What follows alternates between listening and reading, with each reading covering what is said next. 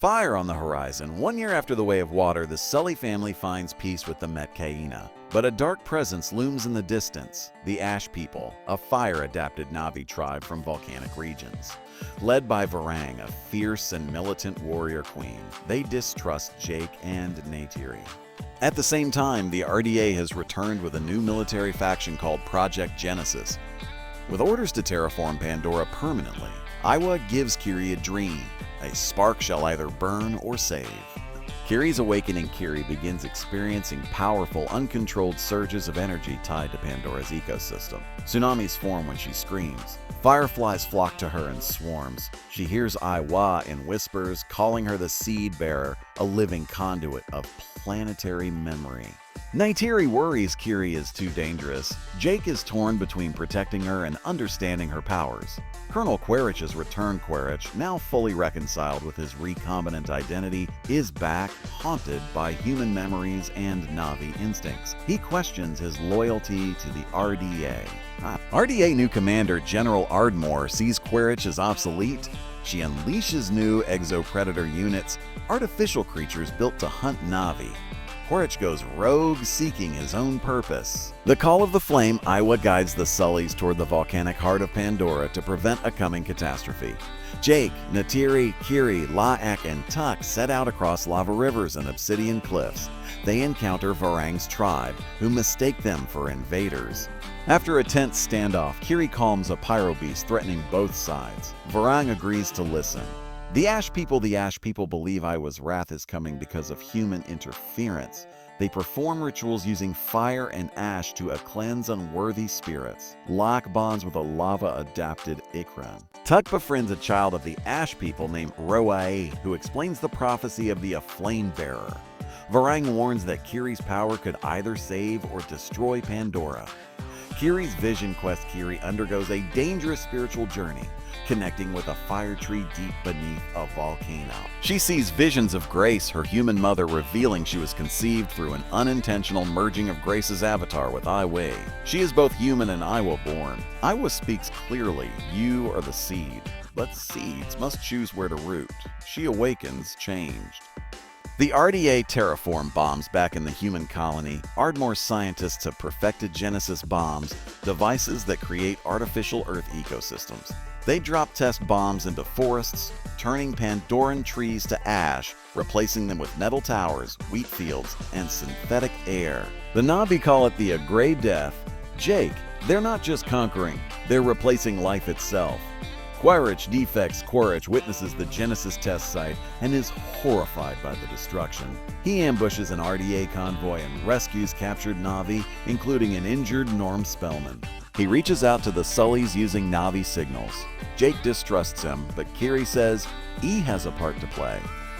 Quaritch joins the resistance, but is not forgiven. The new alliance Varang reluctantly agrees to a temporary alliance with the Sullys and forest tribes. The Ash People train water and sky Na'vi in fire combat and terrain survival. Jake, Varang, and Neytiri develop a plan to attack the Genesis hub at Mount Tanaka. Kiri warns that fire will not defeat fire. She senses Eywa is sick. The virus within Eywa, Kiri and Syria dive into an ancient sea cavern to access a spiritual root of Eywa. They discover that Genesis bombs are not just altering land, but corrupting Eywa's neural network. Eywa is fragmented, with parts turning hostile. Animals go berserk. Roots rot from the inside. If Eywa dies, Pandora dies. Neytiri's revenge. Neytiri leads a daring strike on a Genesis mining vessel. She finds a lab growing hybrid Na'vi clones, artificial minds ready for human upload. They're using Netam's DNA, her fallen son, as a base. Enraged, she destroys the lab in a blaze of arrows and fury. Neytiri, you brought him back as a weapon. I'll return him to Eywa.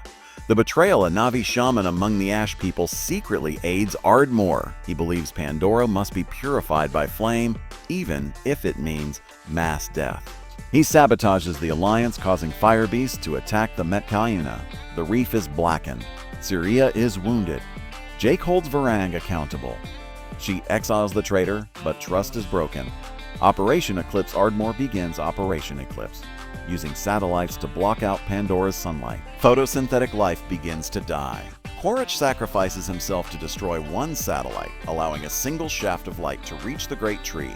Jake sees his body fall from the sky. Kiri cries. He gave back what he took. He returned to the Tree of Souls. The Sullys return to the ruined Tree of Souls to ask Eywa for help. Kiri merges with the roots and offers herself as a seed bearer, allowing Eywa to reboot using her consciousness. Jake begs her not to. Eywa gives them one chance. Find the first seed, a mythical artifact buried under the lava plains.